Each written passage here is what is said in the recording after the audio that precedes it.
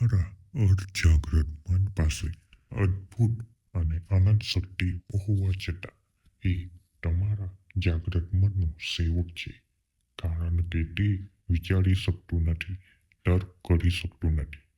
જાગ્રત મન માત્ર 10% જેટલી શક્તિઓ ધરાવતું હોવા છતાં માલિક છે, કારણ કે સારા નરસાનું એને ભાન છે. એ નિર્ણય લઈ શકે છે. માલિકનું કામ માત્ર આદેશ આપવાનું છે અને સેવકનું કામ છે માલિકના તમામ આદેશોનું પાલન કરવાનું. તમે અલાઉદ્દીનની વાર્તાઓ જાણતા જ હશો. જાગ્રત મન અને અર્ધજાગ્રત મનનો સંબંધ અલાઉદ્દીન અને તેના જાદુઈ ચિરાગમાંથી નીકળતા જીન જેવો છે. તમારું જાગ્રત મન અલાઉદ્દીન છે અને અર્ધજાગ્રત મન મહાશક્તિમાન જીન.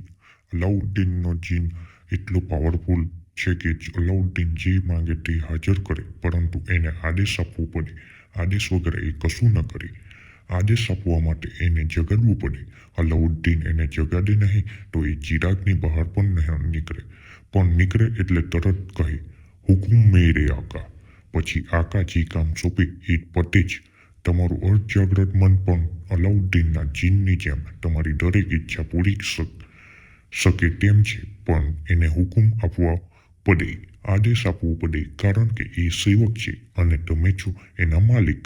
અત્યાર સુધી જે નથી થઈ શક્યું તે હવે થઈ જ શકે તેમ છે. સ્વાસ્થ્ય સુધરી શકે તેમ છે અને હંમેશા સારું રહી શકે તેમ છે. તમારી આવક હજુ ઘણી વધી શકે તેમ છે.